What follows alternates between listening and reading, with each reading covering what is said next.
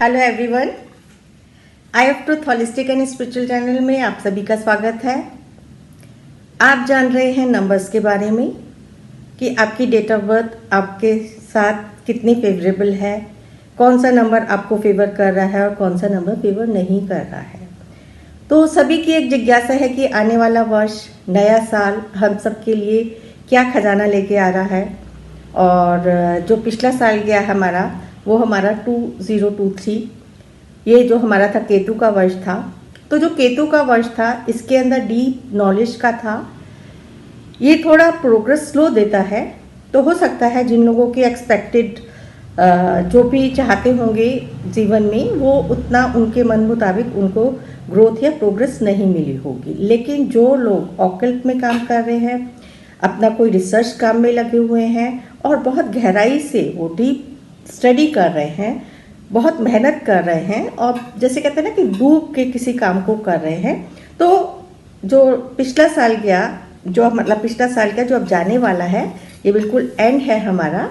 तो 2023 उन लोगों के लिए अच्छा ही गया होगा, क्योंकि जो आगे आने वाला वर्ष है वो हमारी मेहनत का फल देने वाला वर्ष है।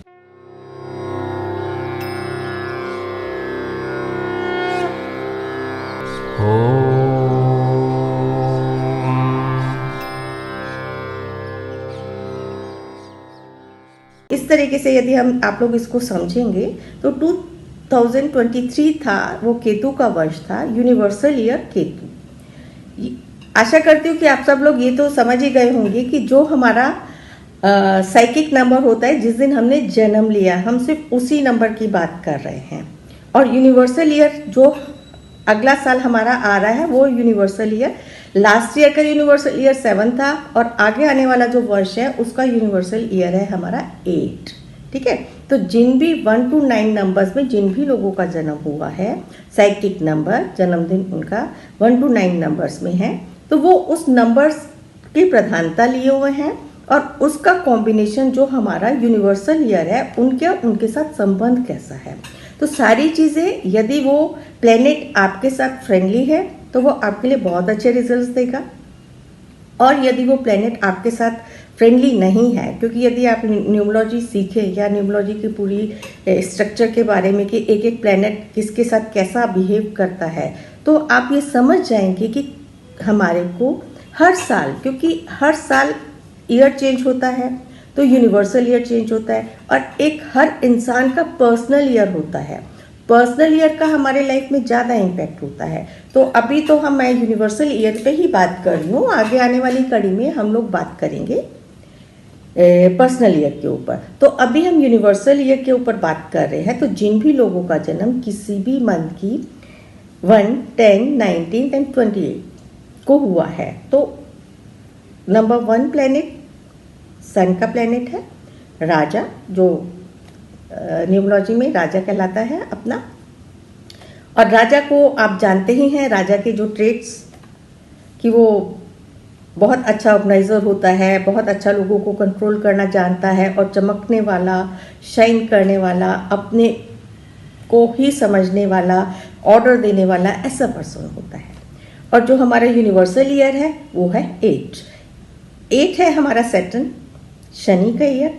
तो जो 1 और 8 का यदि हम संबंध देखें तो 1 और 8 आपस में बहुत अच्छे के मतलब बिल्कुल दोनों एंटी ही हैं, दोनों एक दूसरे को बिल्कुल नहीं मतलब भाते। हालांकि एक नंबर तो अपने मुताबिक शाइन भी करेगा और पूरी मेहनत भी करता है, लोगों को कंट्रोल करना भी जानता है, लेकिन सैटर्न जो है उसके साथ उसकी मित्रता नहीं है। तो ऐसे में हमारे को जितने भी लोगों का जन्म 1, 10, 19 एंड 28 को हुआ है, उनको थोड़ा ध्यान रखने की ज़रूरत है। वो, और देखिए, आपको ये कैसे पता चले कि आपका सैटर्न वीक है और आपको उसके इफ़ेक्ट्स नज़र आ रहे हैं, चाहे वो कोई भी डेट में आपका जन्म हो।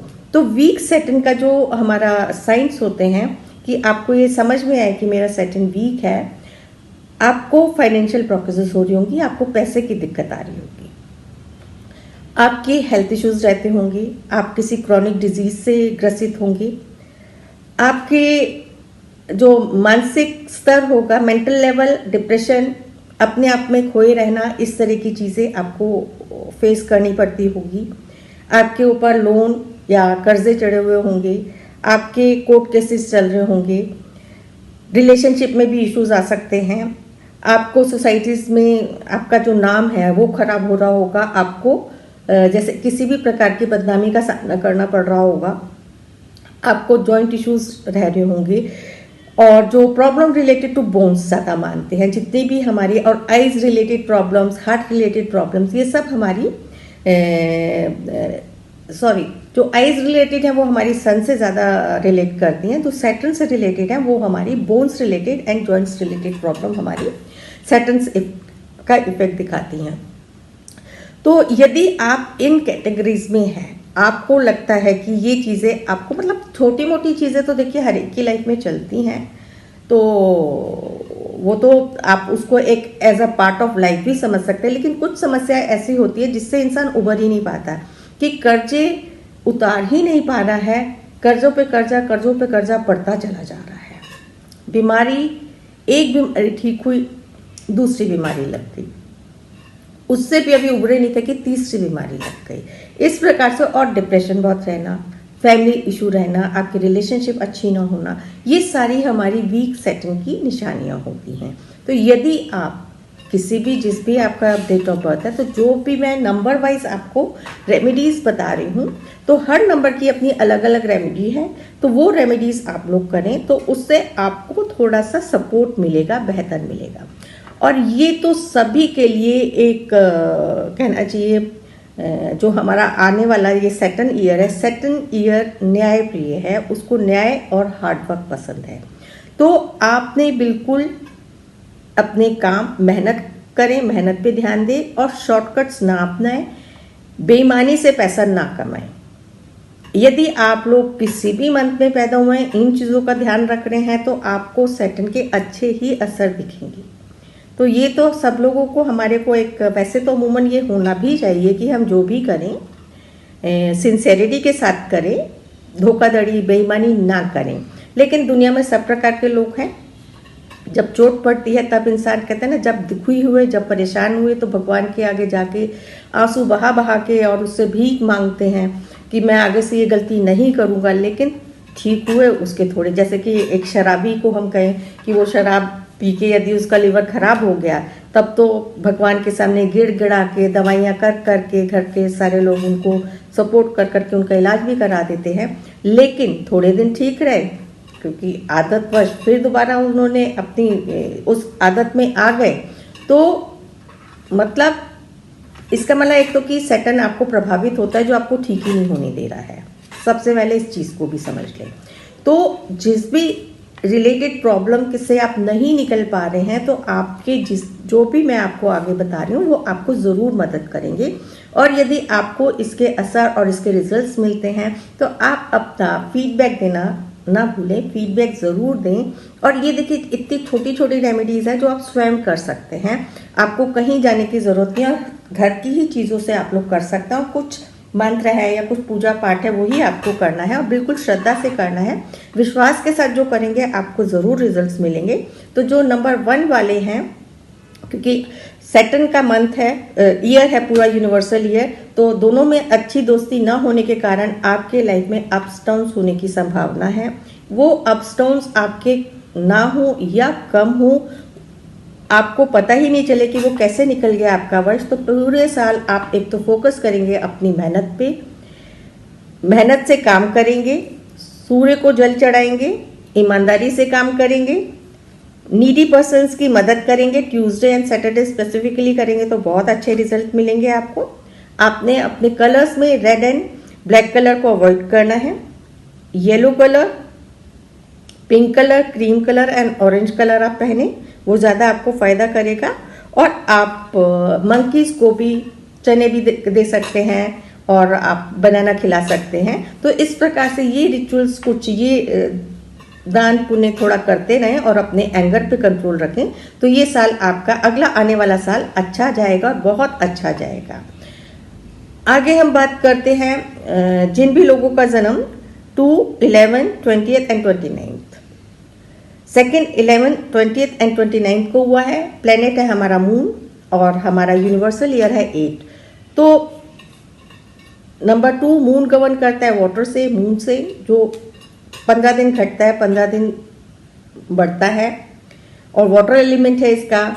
हमारा सैटर्न का है, आयरन एलिमेंट है, तो लोहा और पानी का साथ नहीं है।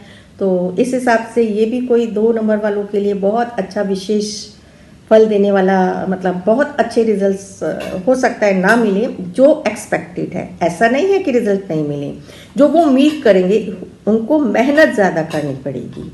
जो एक तो होता है थोड़ी मेहनत में बहुत अच्छे रिजल्ट्स मिल जाते हैं, और एक होता है कि कम मेहनत में बहुत अच्छे रिजल्ट्स, तो वो थोड़ी मेहनत कराएगा। तो मून वालों को जो आपको करने हैं, मंडे को आप ओम नमः शिवाय का जाप करें, शिवलिंग पे जल चढ़ाएं, और black and blue colour, dark blue colour avoid करें।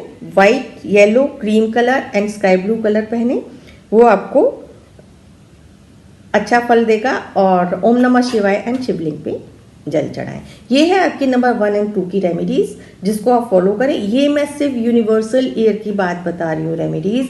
पर्सनल ईयर की रेमेडीज अलग हैं, जो हम आगे आने वाली कड़ियों में ज़रूर शेयर करूँगी मैं।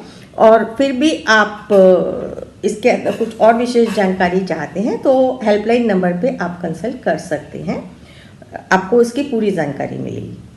इसी के साथ आप सबका बहुत बहुत धन्यवाद। अगली कड़ी में हम जानेंगे और नंबर्स के बारे में। Thank you. हमारे चैनल आई ऑफ ट्रुथ को सब्सक्राइब कीजिए YouTube पर, इसे फॉलो कीजिए Facebook पर, Instagram पर, Twitter पर और कू पर। हमारे चैनल के बारे में फीडबैक देने के लिए हमें मेल कीजिए ioftruth.6@gmail.com पर।